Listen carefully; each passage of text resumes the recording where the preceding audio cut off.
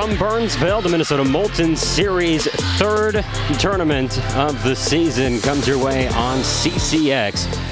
I'm John Haddon along with Carl Katzenberger and our entire CCX crew. Glad to be with you for this matchup of M1 17-1s and Northern Lights 17-1s. Teams have taken to the court as you watch throughout the course of this game. On the near side to start the first set, it's Northern Lights, and then on the far side is, M1 on the near side, Northern Lights on the far side. This will be fun. I don't get a chance to be a spectator very often, and most of the time I'm coaching in an environment like this. But the big ticket item right now is Kennedy Orr is sitting in street clothes for M1 17-1s, and we're going to see a lot of Riley Fry from Armstrong High School, running the show today. So first point goes to Northern Lights as we are underway in this best 2 out of 3 match here in tourney play. Ball sent deep, picked up by the libero of Northern Lights. Given to the right side, and that strike falls right in front of Rachel Weber. Another point for Northern Lights to start. Horniak from Lakeville North there, timing-based play to the right side. The libero did a great job of getting that ball in system, and they were able to get her a great swing on one-on-one situation. This ball, a little tough receive, and then a attack out of the back row. Push, track down. Block up front. We had contact, it looked like. No, 4 touches. That one never cleared. So I'm really biased, of course, but Kayla Engelman, number 2 for Northern Lights 17-1s, does a great job in her progression from sophomore to junior year. Has been fantastic, in my opinion. These 17-1 squads, pretty much all juniors. There's one senior out there on the younger side. She qualifies there. Here, block up at the front of the net. Ball lofted over the block this time. Back set, Northern Lights with another kill, and that's a 4-0 start for Lights. You would have imagined on paper that Lights would be a tiny favorite, but with Orr sitting, maybe that tips the balance a little bit. M1's got to find some footing here and get the ball back. Still serving is Riley Fry. This one picked up by Grimm in the back row. Now moved to the front, and a block up there. Shuts down the return of M1. It's a 5-0 start.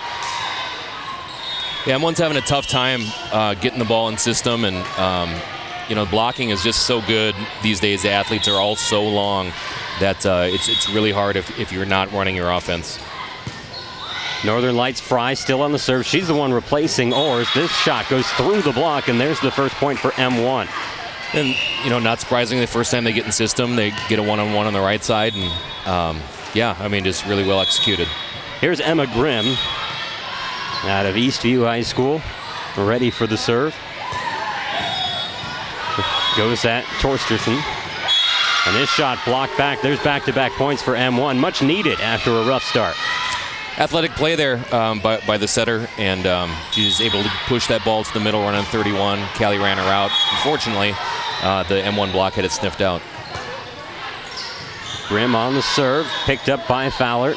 Now given to the front. This shot blocked back on the heavy hit by Crow. M1 setting it up to the middle. Popped in the air by Lights. Their attack from the outside off the blocks. Good for a kill. Aaron Lamb coming through that time. Yeah, it's tough in that service rotation, especially with the left-handed right side. And, Crow kind of got stuck over there on the outside for more than one possession. Excuse me, that was Horniak on the kill, the Lakeville North product. Here another attack from that outside, pushed back by M1. M1 getting this Jesuits bump set, and it's given over free. Northern Lights sets to the right side, and coming through with the kill that time is Lauren Crowell. And there you see the advantage of the handedness on the right side versus on the outside, as Lauren's able to see most of the court, and the ball is coming to her instead of across her body. 5-point lead for Northern Lights as they work on the serve. This shot put under the blockers, and a kill that time for Cassie Ritchie. Carissa Ritchie, excuse me. Libero Madison Ellman serving. 38 aces during her high school season for Chanhassen. Attack from the right side. Big hit by Crowell again, and she follows with another. 8-3. The lead for Northern Lights. Talking about the libero for M1 17-1s, and Maddie is one of those rare players that we have to game plan for a defensive player when it's Minnetonka versus Chanhassen. Normally you're game planning for attackers and blockers, but it's really, really hard when she's on the court to score. 435 digs this past year, and based on what you just said, Carl, it sounds like everyone's trying to avoid her, and she still picked up those kinds of numbers. Yeah, that's the game plan is don't let her touch the volleyball. I mean, oversimplifying, of course, but she's so good. Last point to M1, so they set up with the serve. This is Ella Wheatcraft. Wheatcraft, not big numbers for Lakeville North, a team that won 25 matches this past year. Push deep, picked up by Grimm in the back row. Set to the outside, spike around the blockers, but the back row picks it up nicely. Northern Lights on the attack. Dug in the back row by Grimm. They set up the outside. Off the block, it's good for a kill. Sophie Jesowitz. Talk about another kid that you have to game plan for. When you play Wayzata, you have to make sure that you know where Jesowitz is, and she's able to hit out of the front row, out of the back row, hit all the shots because of her length. It's just a scary proposition sometimes. Big attack off the blockers, ends up on M1's side. They set it to the outside. Spike picked up in the back row by Horniak. Now Crowell from the front. She's been busy in the early goings. M1 picks it up. They'll go with the strike from the outside. It carries back over on the dig, and that's good for a kill, 9-5. If we were coaching there, we would say, hey, way to see the open spot. Of course, unintended, but good defense, though. You get your platform on the ball, and good things happen. Here's the 6'4 Crowell, who's been busy at the front of the net with a decent serve, more than decent. A point right off it, 10-5, the lead for Northern Lights. With her being so long, that trajectory on a float serve can start so high, and then when it does float, it's just a more severe angle, makes it more difficult to pick up. Timeout taken as, again, it is a 5-point lead. That's how we started. Jumping out to a 5-0 lead was Northern Lights. Things tightened up just a bit before Northern Lights has pushed it once again.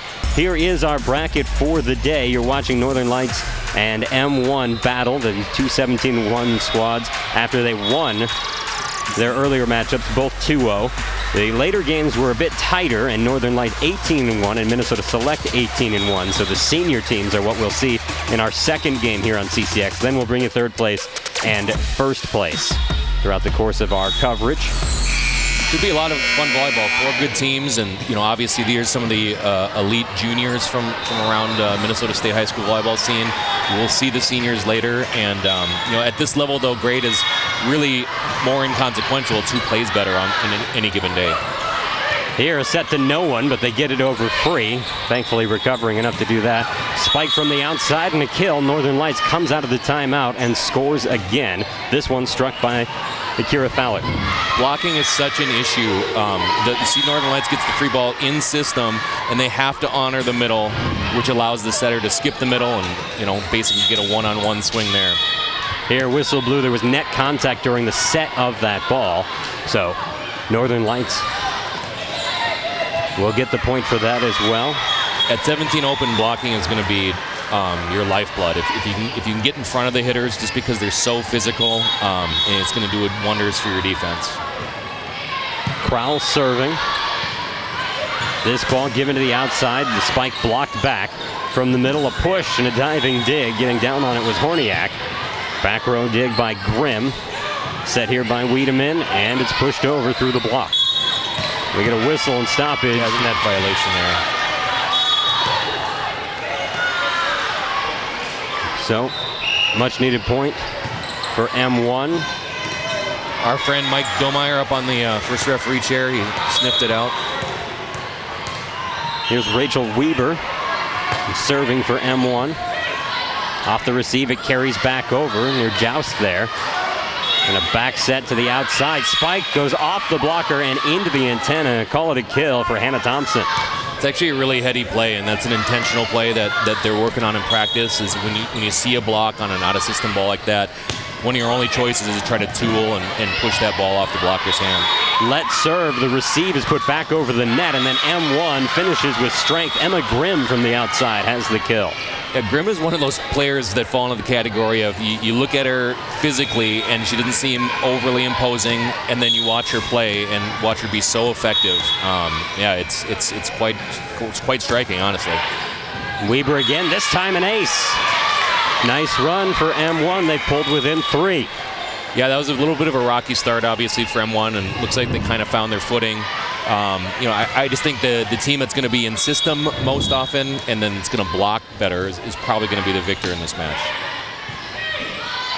Ball given to the front, back set, right side attack. That's a kill. Nicely done by Camille Libert.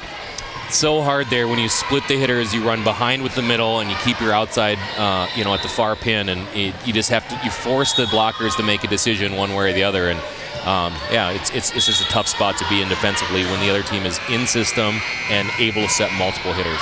Kira Fowlert serves long. She had 65 aces for Concordia Academy this season. Here she can't keep it in the lines, and with that, we've got a 14-9 score. Here comes the other Minnetonka student on the court here. This is Olivia Keppen. She was our varsity setter this year, and I'm sure bragging rights are on the line right now between her and Callie competing against one another in the club season.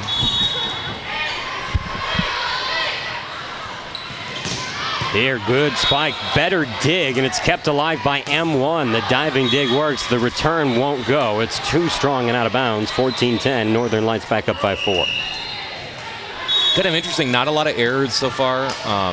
Yeah, it's possession-based volleyball right now, which is good to see, and it makes the game much more interesting, much more fun to follow. Prior Lakes Camille Libert, who's going to Ohio University in the future, serving too strong that time, out of bounds. The scoreboard keeps moving the wrong way. It should be 14-11. It's done that a couple times now. Well, they'll figure it out there, I'm sure. Adam's down there talking to him, and they're going to get it fixed right now. And this serve goes long, so the point will go back anyway, and we'll end up where we should have. 15-11 the score. Now, M1 does have kind of navy blue, or at least blue lettering, but a lot of these teams wear that dark color, especially black. They all look the same. Here, ball to the outside. It's tough. Like we mentioned before, Select's in black jersey with white piping, and Lights is in black jerseys with white piping. And yeah, M1's probably is navy, but it's just tricky to tell from this far up. Someone should go after some Timberwolves neon green. Let's see how that looks. This serve goes long. If you can convince a teenage girl to win the Timberwolves lime green jerseys, you're probably a more persuasive person than I. The old announcer's jinx, he's talked about possession-based volleyball, not that many errors, and now we got 4 consecutive errors here, ending rallies on plays. Ball to the right side. The spike dug out nicely that time by Wiedemann. And then the whistle for the double touch, 17-12. So Mike Domeyer reffing right now. He's kind of set the threshold on the first ball handling violation there. So it's interesting to see from ref to ref what they consider to be, outside the threshold of a double contact. Here's Horniak on the serve. Ellman receives, now set to the outside. The spike dug out. Tough pass, but it's set to the middle. This spike picked up by Grimm. Bump set carries over, and we get a collision on the court. It ends with a point for Northern Lights, who extends up to an 18-12 lead.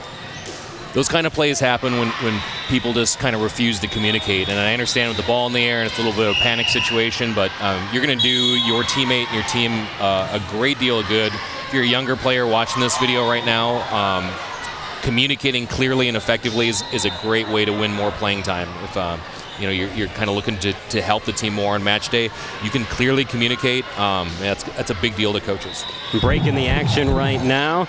Remember this? Well, everyone around the state who follows volleyball certainly does. Outstanding win for Wayzata to get it in 5 sets, 16-14, their first state championship. And we're going to see a number of these young ladies throughout the course of our coverage today. I told Scott, who's a good friend of mine, that somebody set his slider from 0 to 100 on maximum happiness for about 30 seconds there. And I can't imagine what that would feel like for one day to be the very best at what you do. Congrats to Wayzata and Scott and everybody over there. The one player we have on the court for that team right now is Sophie Jesowitz, playing for M1. Here she spikes it from the outside. Great timing. Coming back, Northern Lights, heavy hit. Ellman gets it up in the air towards the net, and that one won by Northern Lights. They continue to dominate. There was some contact between Jesowitz and the right front blocker there. She kind of got up gingerly. I hope she's okay. Looks like she's going to stay in the game. Off the receive by Ellman. Jesuits gets it on the outside. Her spike off the blockers. Picked up back row by Horniak. Now given to the front. That's Crowell with the spike. Bumped up in the air by Ellman. And this one, pancake save. And then no one else can come in from behind to get it. 19-13. M1 back within 6. And they've got the serve with Madison Ellman. See if they can go on a little run right now. It's a good front row for M1 and see if we can generate some offense. An ace is a great way to pick up some quick points. With that, it's 19-14. Maddie smiled a little bit. I bet you she'd admit this is a little bit of a mishit here. And she's such a good player, though. You can't tell sometimes if that was a mishit or intentional. Torstensen receives this spike coming from the outside. Nicely done by Kira Fowler. Good cross-court shot, and all things being equal, as a coach, you want your hitters to look to the deep corner. That's a great place to score.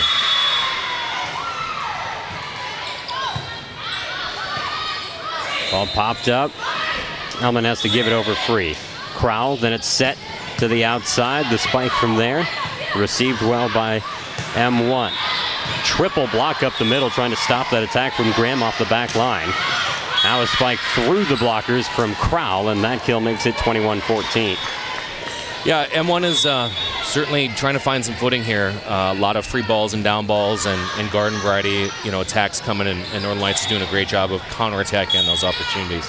Northfield's Torstensen on the serve. Received by Jesuits. It's moved to the front. This one comes back and is swatted at by Schneider. The one senior on the floor.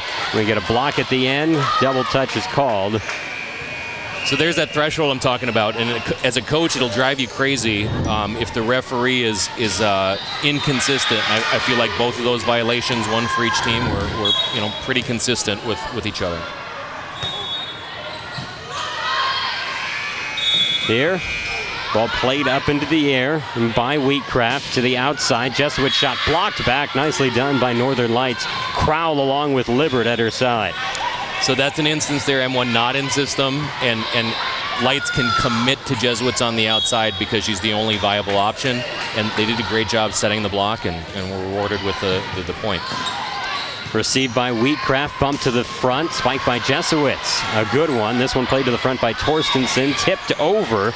A diving dig to get Fowler's touch. Back and forth we go. Once again, Torstensen pops it up. Crowell from the back row. Grimm digs it out.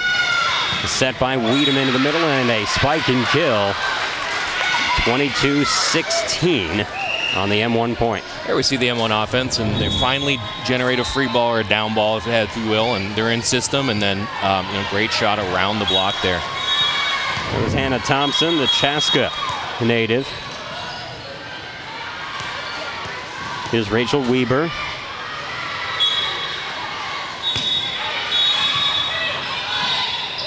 Back set, right side attack from Crowell. Picked up in the back row by Weber. Moved up front, touched around the block by Hannah Thompson. She just had the kill in the last play.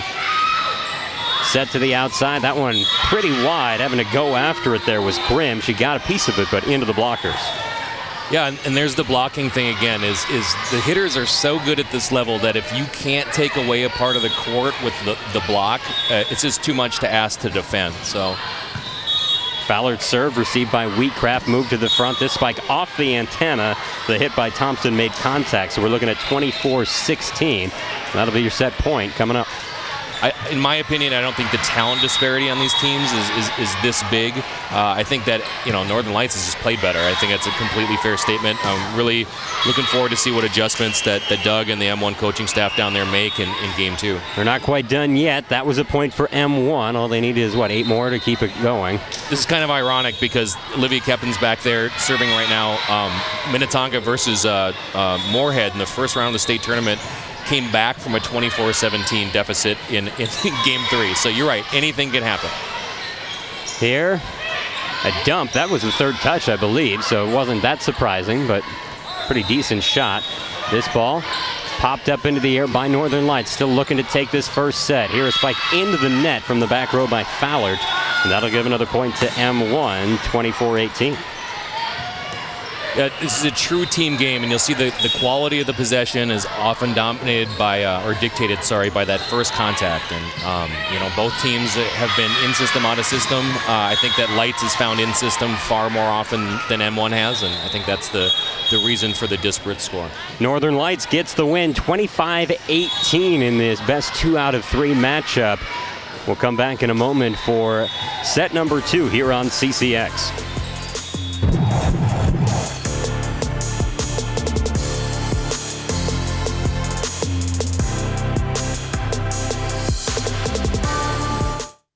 CCX Media is the first place you go for local news and sports. But did you know you can sign up for those stories to go straight to your inbox on our website?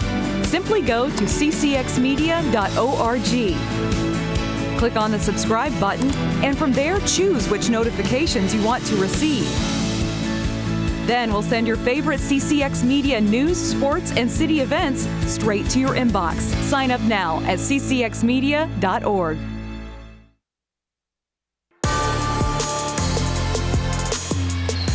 Back for set number 2 as Northern Lights and M1 battle for a spot in the championship of this Moulton Series, number 3. I like the body language of the M1 kids coming out of the Game 1, Game 2 break. Let's see if they can translate that into maybe just a little bit cleaner volleyball here. He's Carl Katzenberger. I'm John Haddon, our entire CCX Media team. Glad to be with you this afternoon as Riley Fry starts the serving for Northern Lights. Now on the near side as you watch.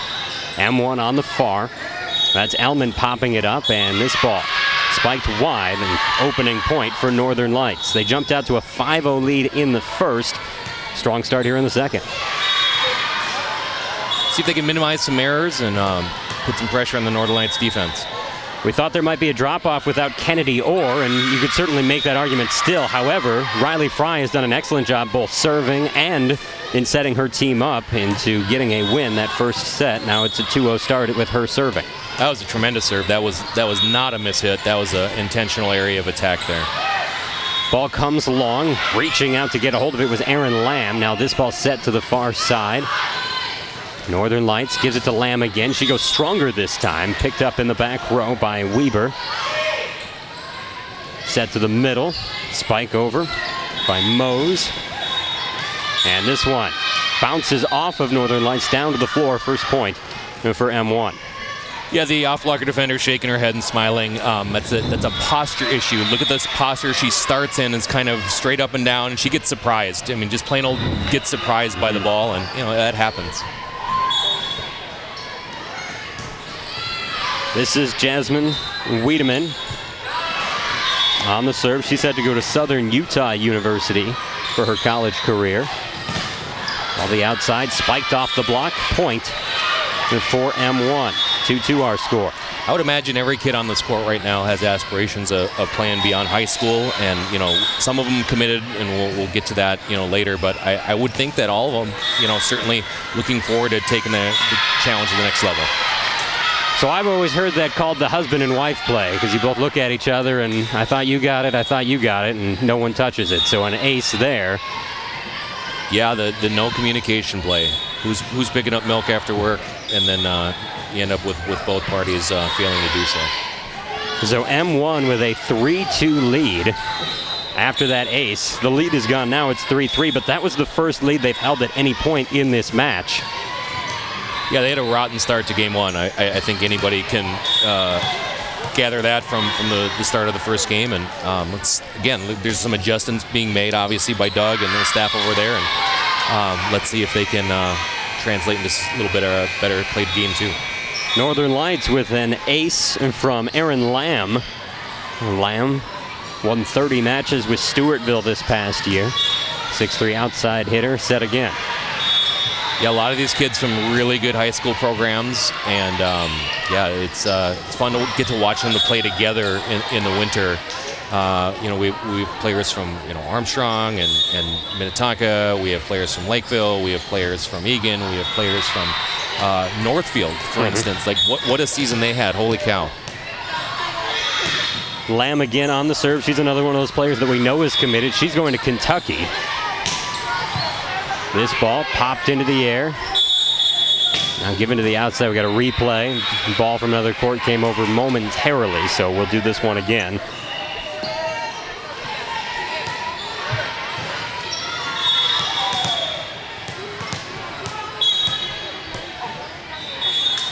Lamb ready.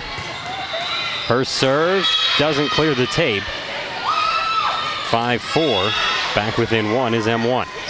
I don't know what I think about that.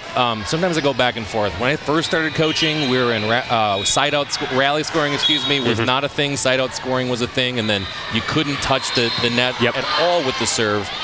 And we've gravitated now, hitting air by lights there, gravitated now towards the rally scoring and then the let serve being good. And I think there's a reasonable argument for both. This one allows the game to be settled more by the players than by violations. Serve picked up by Torstensen in the back row. Now this spike dug out nicely. Bump set. Able to recover on that is Fowler. And Elman digs. Ball to the front, and that spike a little too strong. No one touched along the way. And off the attack error that time by Hannah Thompson. Northern Lights gets another point.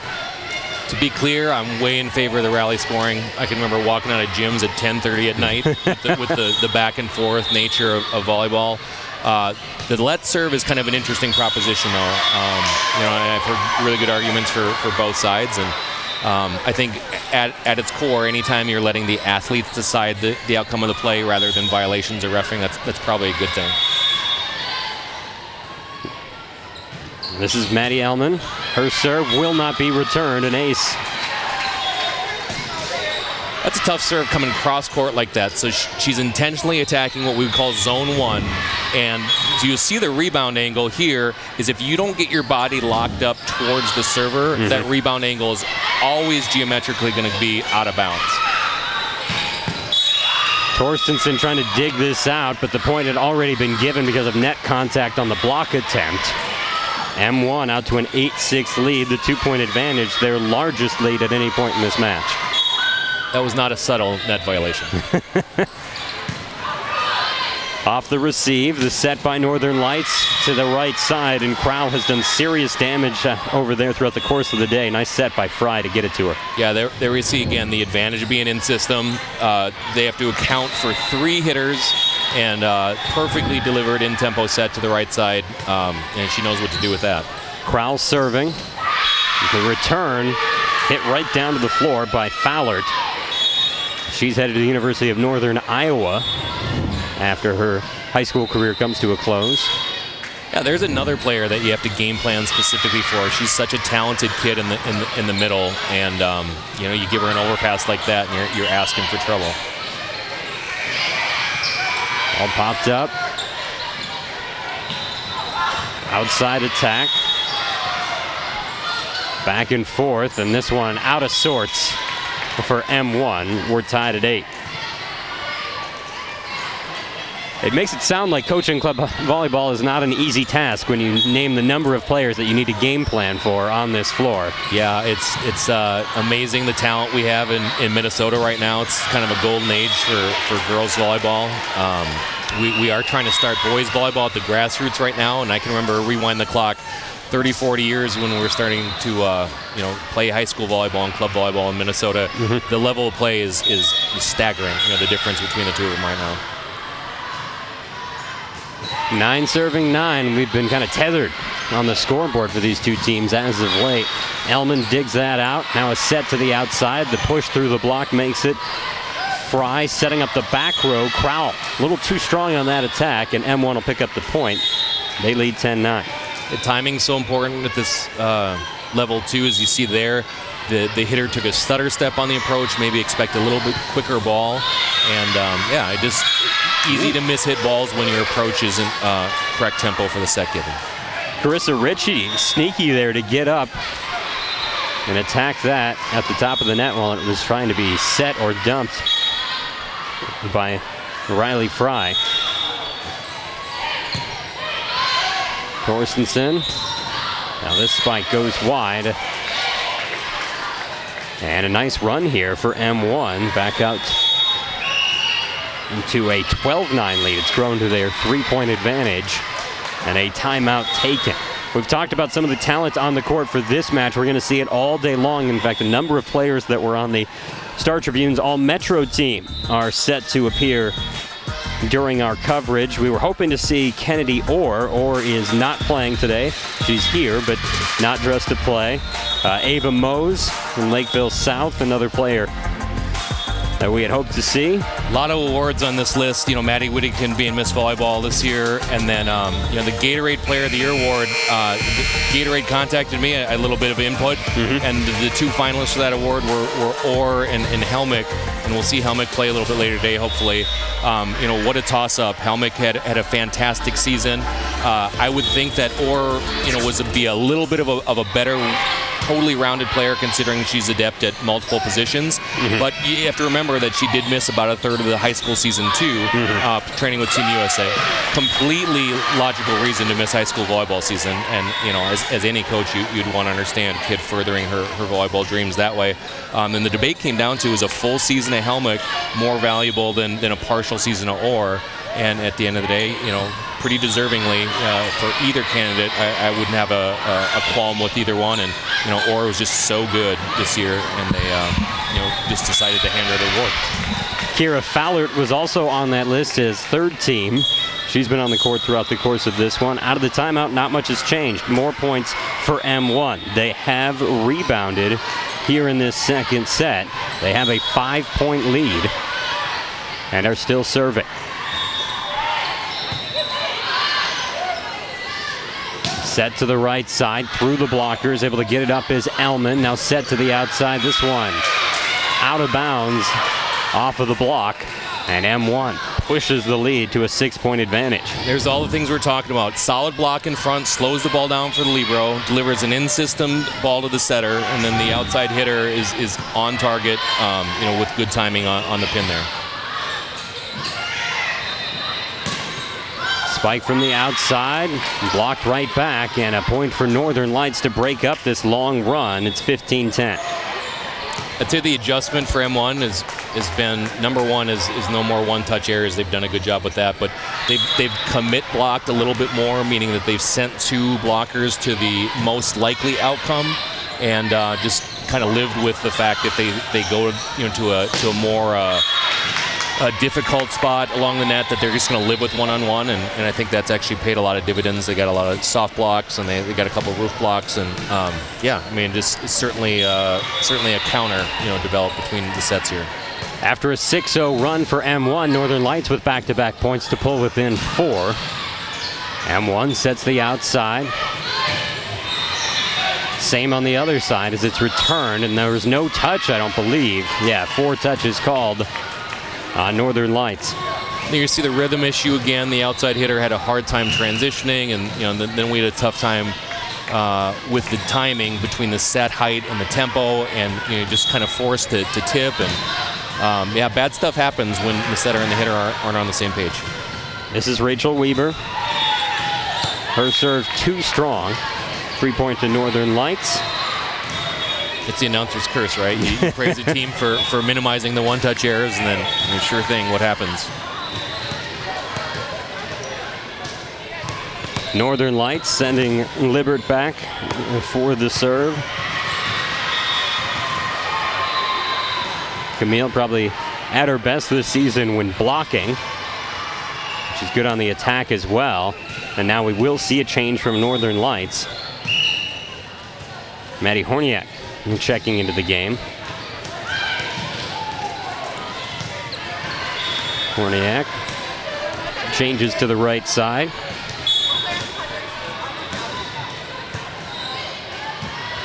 Elman up to the front, set to the outside, and that is a kill from Grimm.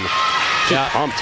Obvious tempo play there, and Lights was slow to close, most likely because they had to honor the middle and the right side, and then you give a hitter of that caliber a seam like that, and she knows what to do with it. Mount Westonka's Carissa Ritchie ready to go. Floats that over. Spike from the outside, a good one, but it's kept alive by Northern Lights, and they'll give it over free. Libero bumps it up, now set to the front. The spike blocked back. M1 with a big point. Left side for M1 did a good job of staying in the bunch, and you always want 2 up against the middle. They executed really well, and were able to press over, terminate with a block. Ball touched over. And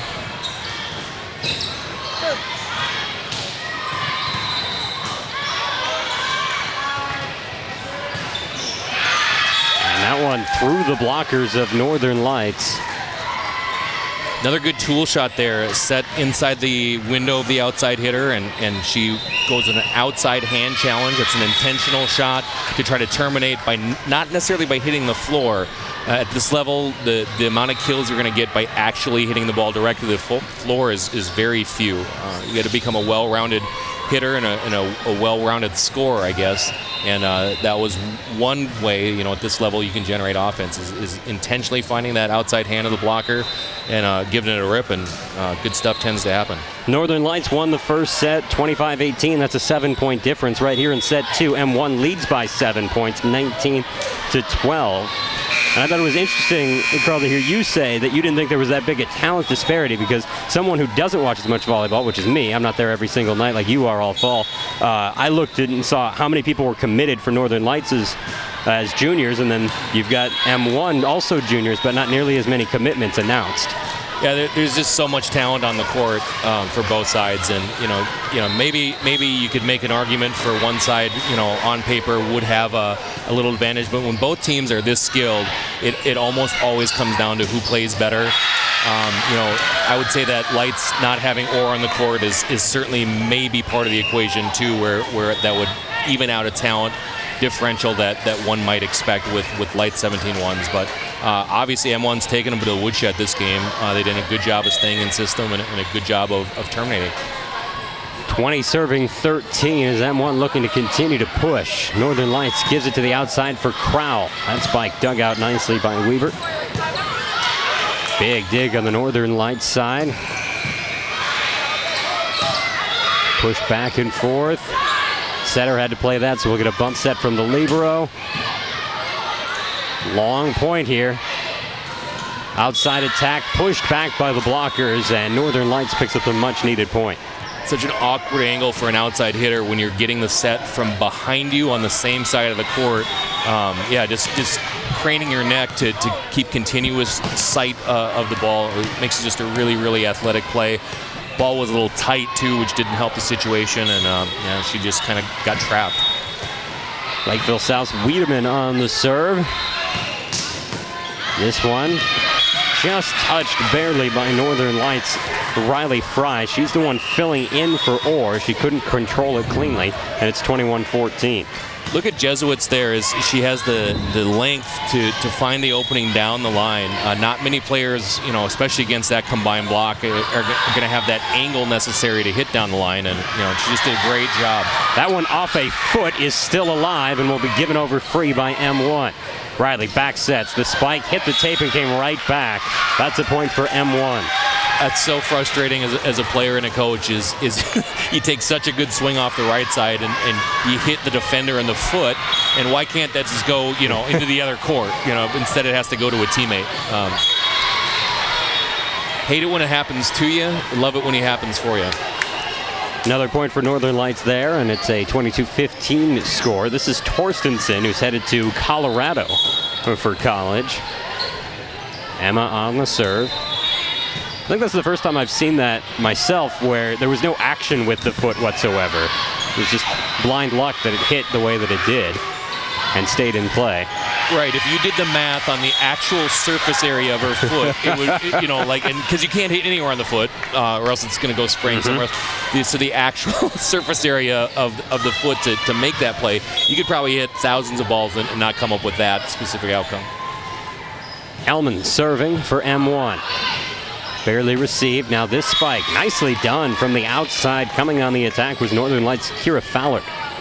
They've moved Jesuits over to the right side of the formation in the serve receive, meaning that she's blocking on that side, which is something she's not used to doing on a regular basis. Gave a little bit too much line, and Lights was able to take advantage. Lauren Crowell in the back row. She had the serve, and this one will not be returned by Northern Lights.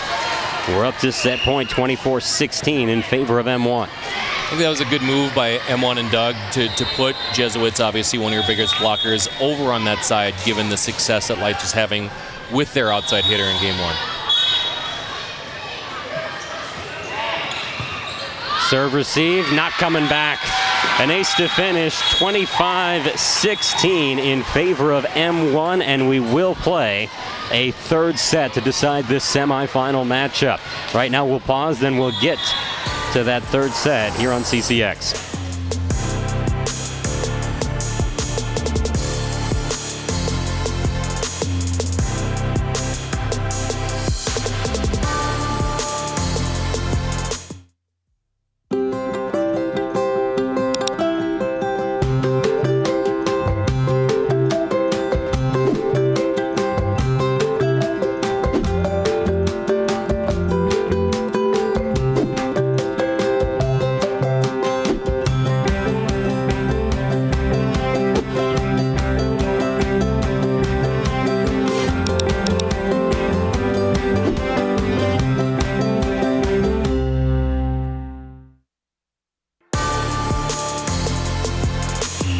Couple of lopsided sets gets us to a third and deciding set 3. It'll be played to 15 points. Got to win by 2. I'm going to stick with my, earlier thoughts about ball handling and blocking, and I think whoever has the superior first touch and does a superior job of blocking is going to be the winner of this third set. Riley sets it up to the outside. The spike that time by Aaron Lamb pushed through the block. Another attack coming from Northern Lights. This time they get the kill, and they open with a point. They have started all 3 sets by scoring the first point. Effective blocking doesn't mean a result in a point immediately. Sometimes you're just slowing that ball down so your defenders can track it is also a win, if you're a blocker. Elman receives. This ball given to the right side. The blockers were there. I don't even know if they needed to be. It is called off the blockers and out of bounds. So that point goes to M1. They tie it at 1 apiece. It's the importance of getting everybody's hands and t-shirt and feet back to the middle of the court, zone 6 we call it. So if the hitter does try to tool you, that the ball's going to deflect to the middle of the court rather than out of bounds. That spike put right in front of Torstensen. Nice job by Rachel Weber to get the kill for M1. Weber's been really, really effective out there, and that was one of the adjustments M1 made, is they put Jesuits on the right side for blocking, and then they're letting Weber have at it on the outside there, and it's really worked well for them. Ball given over free to Northern Lights. Riley backs at right side for Crow. Off the blocks, popped into the air, and then pushed to the M1 side. Pushed back, and a kill for M1. Out of sorts, but they survived, and it's a 3-1 lead for M1. She has to have a half dozen kills, and this one is an awareness kill. You see the open spot there, and simple play to just push it to the open area of the court. Here a serve goes long, and with that error, pulled back within 1 does Northern Lights. So on the serve for Lights is Aaron Lamb.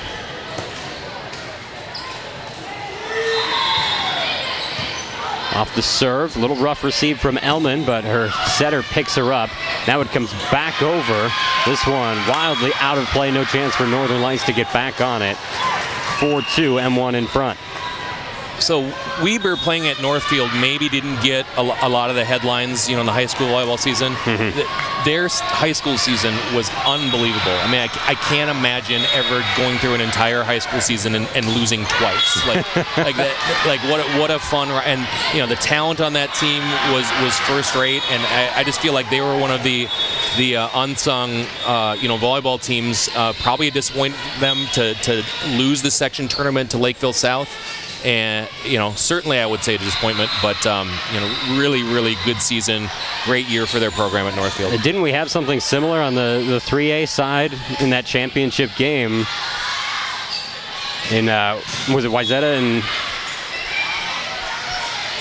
Who did they beat? The team they beat hadn't lost much all season long. St. Michael in the final. Well, Egan in the state finals. Yeah, we're talking about the section final. St. Michael was a terrific team this year too. But yeah, Egan had been undefeated. They bested Minnetonka in 5 sets in the semifinal, and Wayzata played great. And I thought both teams, would be deserving a champion, but Wayzata just made one more play than Egan did. Northern Lights sets it to the outside. Spike nicely done off the block that time by Maddie Horniak. Yeah, another great shot there. You cannot only hit the floor with the ball. That's not, a really sustainable way to get kills. And, outside hand challenge there again results in a point for Lights. Libero Torstensen on the serve. M1 sets to the right side. The spike dug out by Riley, so we'll get a bump set from the Libero Torstensen. Crowell hits it over.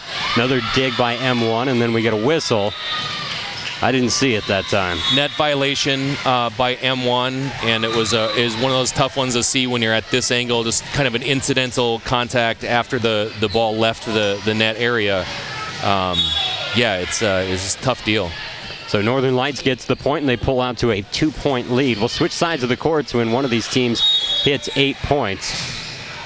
There, spike, and it is blocked back. Nicely done that time by Northern Lights. Looked like Callie Engemann kind of leading the way. I love to see that. Callie is such a good blocker. She's so physical and gets those arms across the net. And that act of getting those arms across the net eats up your wedge as a digger, if that makes sense. And Callie had such a good season blocking for us this year at the high school level, and she's improving, over the course of the year here with Northern Lights. The numbers I saw for her were 81 blocks this past season, which is ridiculous compared to even the players that are here at this tournament. You're not seeing those kinds of numbers elsewhere. Yeah, she was fantastic for us all season long. And so I'll share this story. She played varsity volleyball for us as a sophomore, and I asked her what the biggest difference between sophomore year and junior year was for her playing varsity volleyball. And it's very humorous, tongue-in-cheek, but she said sophomore year I was basically trying not to poop myself on the court at any given time, and junior year I had a little more confidence built up and was just able to play. You saw the teams waiting in the wings. They actually haven't played their matchup yet, but that's what we will see in our second semifinal. Here out of the break, a point for Northern Lights. They take an 8-4 advantage, and that means we will switch sides of the court at this point. They were resetting the scoring for some reason. And, just home and guest changes? Right. Okay. This is the trade-off you make when you put Jesuits on the right side, is if you ask a right-handed hitter to hit that ball coming across their body, especially one that hasn't really been asked to do that significantly in their career, you trade a little bit of Jesuits' offense for her blocking. Torstensen on the serve. This ball played up by Wheatcraft.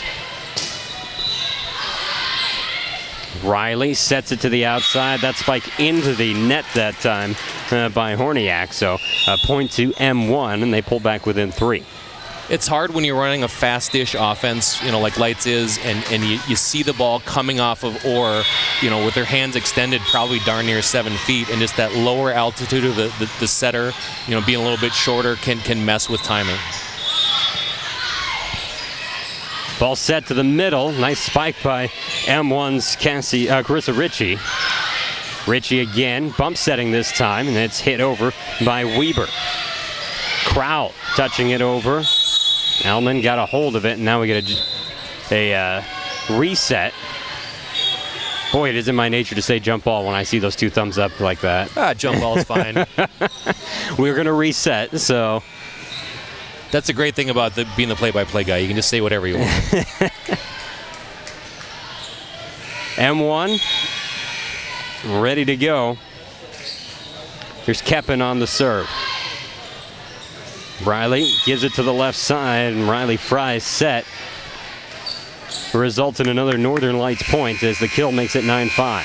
That's a shame. It's a blocking error. Unfortunately for M1, they had it sniffed out. They had 2 blockers lined up, and just didn't get hands across the net, which creates that waterfall effect, the ball being trapped between the net and the blocker. Crowell, that serve had some bite on it, and it will not be returned in the end. 10-5 in favor of Northern Lights. Talked about in game 1, Crowell being so long, that float action that she gets is just a really different angle, and you're not used to taking a serve from that tall of a player. It can do some funny things on you. Set to the middle. M1 finds the floor, and with that, they get back on the scoreboard. 6 serving 10 coming up. Really oversimplification, but M1 in system again there and able to run offense and get an easy swing. Rachel Weber is serving for M1. Ball picked up by Fowler. Fry's set, and a nice job on the spike that time by Horniak. She kind of had to go back to get that one. Gave a cross-court attack. Here's Crowell on the hit, dug out by M1. Ellman bumps it up to the front. This spike too strong. It sails on Grimm. And with that, we've got a 12-6 score. That's an intentional shot there by the outside for M1, is facing a big block, and she's trying to score there, and she's going to go high off hands and get that ball to ricochet out of bounds. 11-6, excuse me. I gave an extra point. Northern Lights, they'll get the point there. 12-6 our score after that heavy hit.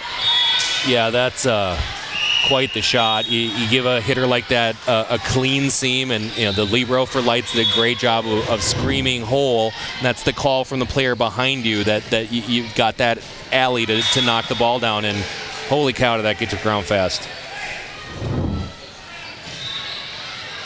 12-6, Northern Lights looking like they did in the first game of this match. And they jumped out to a big lead. They held on to it. And M1 in some trouble because there's not a lot of time to come back. Now is that time. If you were hoping to take this third set and advance to the championship matchup. Yeah, it's been kind of funny. You're right. It's been a large spread in the score in all 3 games, and I think it has come down to execution. Lights has been in system. You don't get that big seam on the outside the last play without being in system. M1 setting to the middle. This spike knocked back. Keppen doing the setting at this point. Here's a spike through the blockers, and that kill for Grimm does get M1 back on the board. Intentional shot again to go high hands. Engelman is really long, and it's tough to get around her. Outside hitter basically attempted the same shot she hit out with a couple points ago, but this time was successful. Ball set to the outside. Popped up by M1. They keep it alive. Tried to go with a soft shot in the middle. Everyone collapsed on it well for Northern Lights. Now a hard hit eats up the libero Torstensen, and it's 12-8. It's a great ball by Olivia Keppen there. The setter for M1 is kind of a scramble play, and she has the presence of mind to find the middle while backpedaling and tracking the ball. There's a lot of multitasking happening there. Ritchie serve. Received low, then Crowell hits it over. Ball moved to the front, and a spike from the right side. Good for a kill by Rachel Schneider. Couple balls in system, and M1's able to take advantage and close this gap. Big swing here through the gap. Oh, sorry, she went cross-court outside of Engelman. It's in-system volleyball for M1 is leading to some good things. 3 consecutive points from M1, and that cuts the lead in half for Northern Lights. So they were 3 away from winning. They still are, but their lead is down to 3. Let's talk about my buddy Dave Menka there, the assistant coach for Lights 17-1s. Mm-hmm. That haircut costs him hundreds of dollars every time he goes to the salon. You wouldn't think it, but I'm giving Dave a hard time. He's had the same exact appearance and hairstyle since I met him 30 years ago. Great guy, loves working with kids. He gives as good as he gets. So, he's had a great career coaching kids at the college level, at the juniors level, at the high school level. That's Adam Beamer you've got to look at there, the head coach for Northern Lights. He and Doug Bergman go back a long ways in terms of club volleyball. Here, just unable to get underneath that one. It was Keppen, and so it's a 13-9 lead for Northern Lights. Here's Callie Engelman. Callie's got a flat, hard serve. See if M1 can handle it. They do. Grimm receives it well. Now she gets to the front of the net for the attack, and she spikes it home for a kill. 13-10. There's that blocking error again. We call that a waterfall as a coach, is that the blocker doesn't get their hands across the net. It results in the ball deflecting right between the net and the blocker, and it's an impossible situation.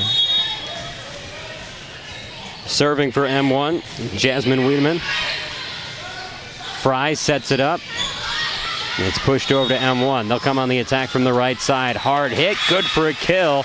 That's Emma Grimm again, working it from the outside. Yeah, great in-system ball again. And then counterattack is one of the most powerful weapons in volleyball. Taking a fast-paced shot from the other team and then running a faster ball on your own offense is really hard to contend with. Got a reset as Horniak was receiving that serve. Ball came from the next court. So we'll do it again. Serving strategy here will be keep the ball away from the libero at all costs. She's going to serve straight ahead and try to make one of the other players take the ball. And of course, as I say that, the ball floats over to the libero.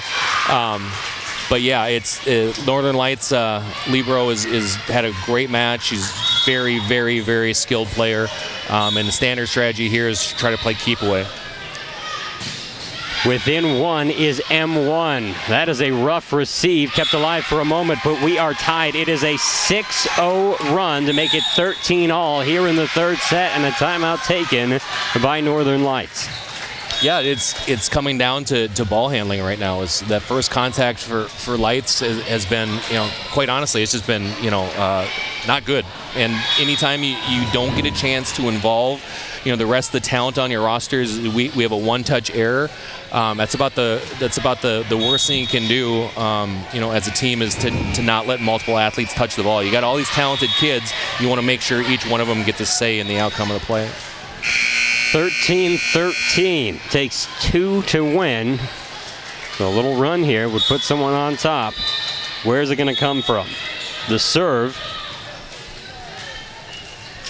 It's Jasmine Wiedemans. Torstensen receives. A dump attempt that is forced back, and the point will go to M1. Really heads-up play by the M1 left side. Realizes that the Light setter's in the front row. Light setter attempts a dump, and the block was there, forcing the lift violation by Lights. A 7-0 run. M1 again on the serve. This one too strong. The run comes to a close, and we are tied at 14. That's one of those coach moments where you have to really sit back and, boy, that was a tough miss, but she did serve a ton of balls in a row, so kind of balance that situation out there. Fry on the serve for Northern Lights. M1 coming on the attack. This point won't decide it, as this shot down the line, good for a kill. Nicely done by Northern Lights' Erin Lamb. It's great vision by Lamb. She sees the setter release a little bit too early, which vacates that line digging wedge. Middle back wasn't able to rotate quick enough. Northern Lights played with fire, but they can take the win here with one more point. Fry on the serve. Receive taken by Weber. Now given to the outside. The spike blocked back by Northern Lights. Another attack from M1. Up behind the blockers. Fry sets the back row. Horniak touches it over. M1 setting the middle. The spike blocked up into the air. Now given to the outside. The spike kept alive. Still out there. It falls on the floor, and Northern Lights gets the win. 16-14. A heck of a battle after a couple of lopsided games. The third one goes the distance and then some. 16-14, the win for Northern Lights. Exciting finish. Both teams have plenty of good on film there. I thought both teams played well in stretches, and the coaches are both long-time coaches, and I imagine that practice will be centered around what we did well and what we didn't do well this coming week. But kudos to both teams. Played great volleyball in stretches.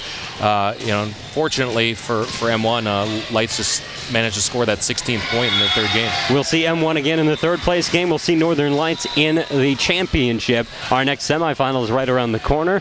Right now, we say so long for now for our entire CCX crew, along with Carl Katzenberger and myself, John Haddon. Northern Lights, the winners in 3.